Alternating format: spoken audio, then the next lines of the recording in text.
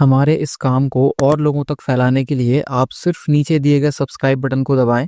Video को ज़रूर like करें।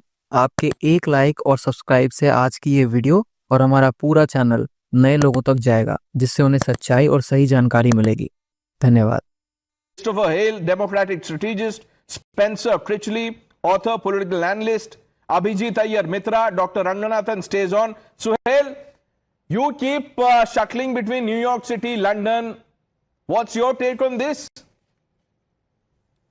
I have absolutely no issue, none whatsoever.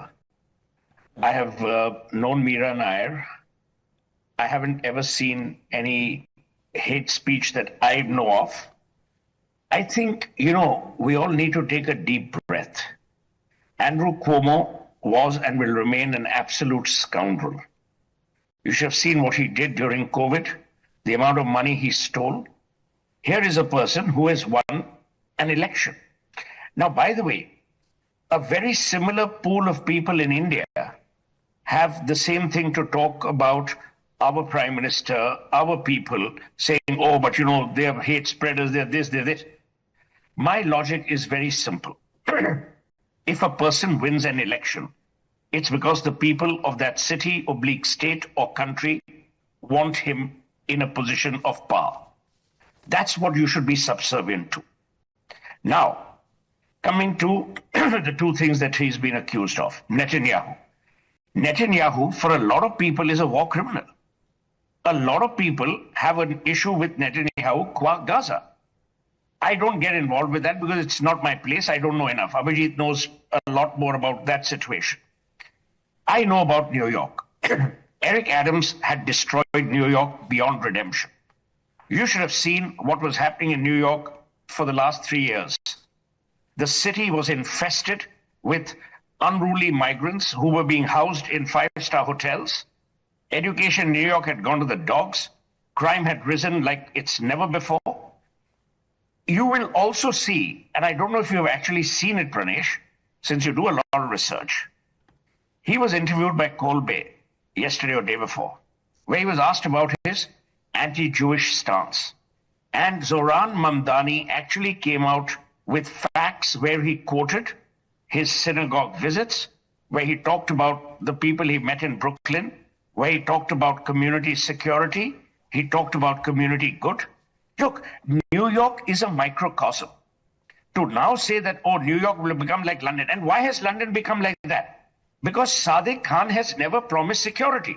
Okay. He has only promised appeasement.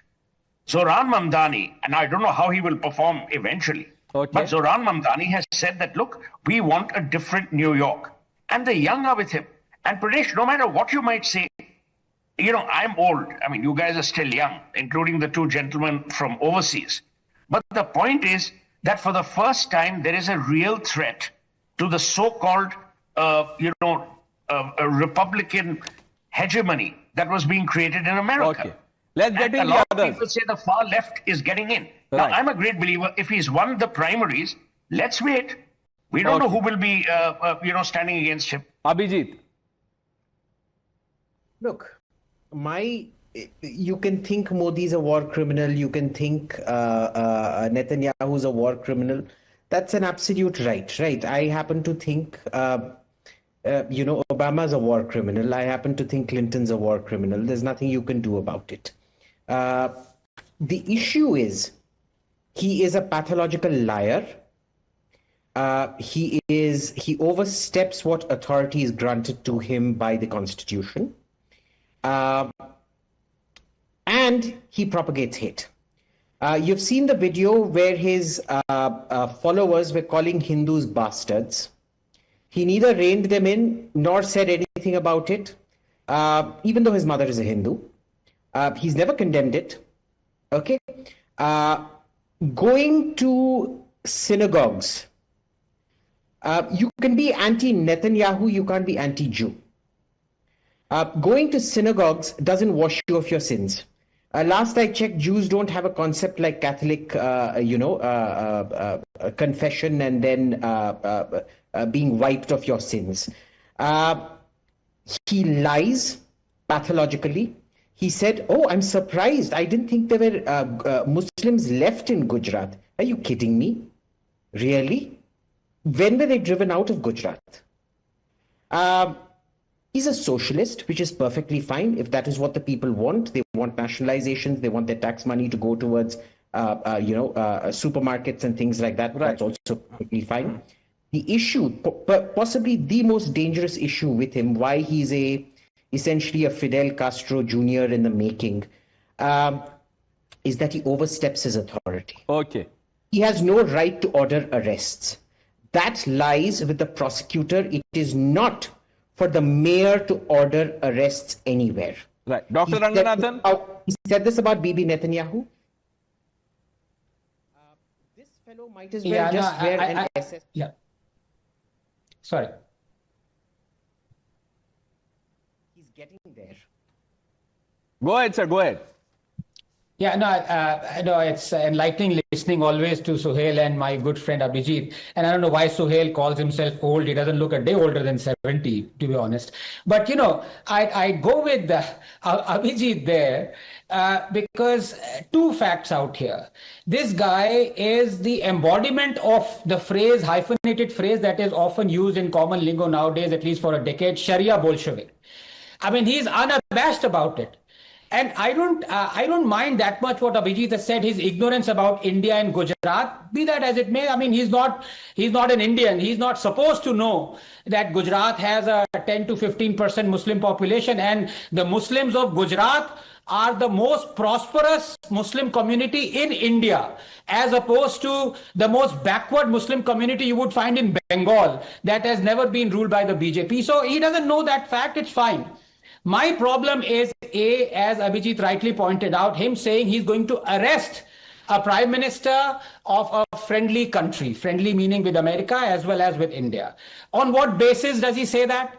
America is not a signatory to the International Court of Justice, rightly so. The fact of the matter is he has no authority in saying that.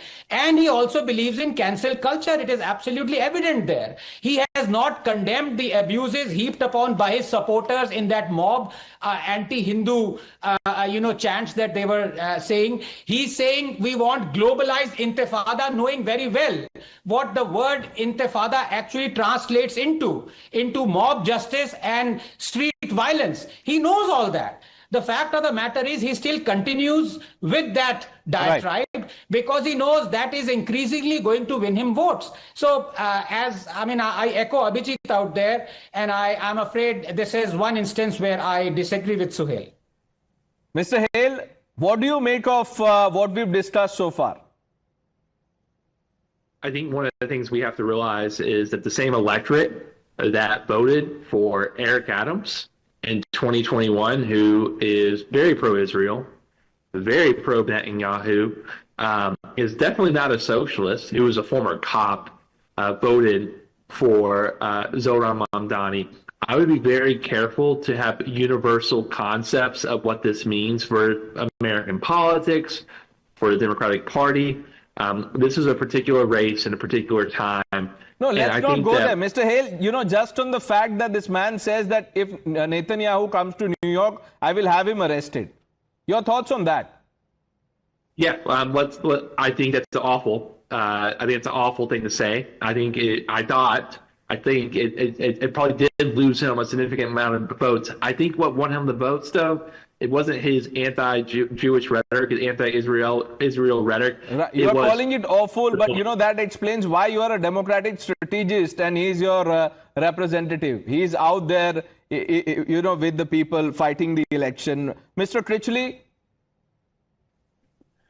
I actually agree with several of the points I've made from all of the speakers, I think, and in particular, Mr. Hill just now. I think it's tempting to read more into this kind of thing than actually can be read into it.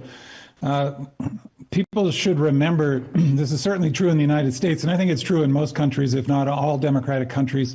The average voter is paying far less attention to specific issues than people assume they are, especially people who pay attention to politics every day, like I think all of us probably do.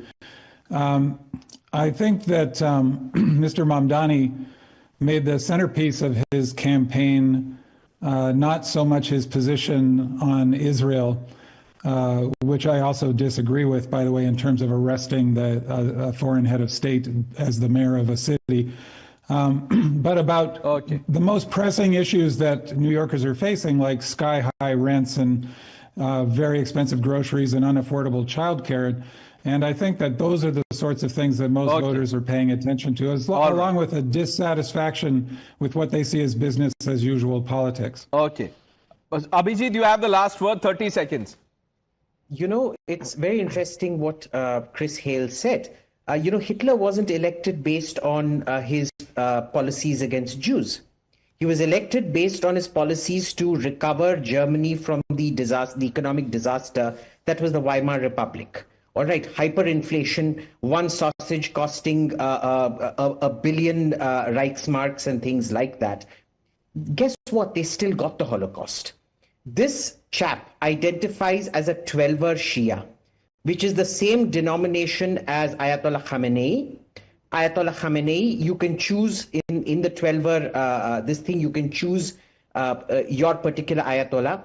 I just want some conscientious reporter who isn't on the Democratic paycheck to actually go up to this man and ask him what he thinks of Ayatollah Khamenei, and is he willing to condemn Ayatollah Khamenei? Let's see, Mr. Hale, you know, if you have it, you know, in the scheme of things that you operate, let's do this social experiment. Let's send one reporter and let's have him ask this question. We've run out of time. Let's, you know, keep this discussion for some other day. Maybe when the results are officially out, you know, we can have this panel again. But gentlemen, thank you for joining us and putting this in context for our viewers. We're taking a quick break. The news are with Navika Kumar on the other side.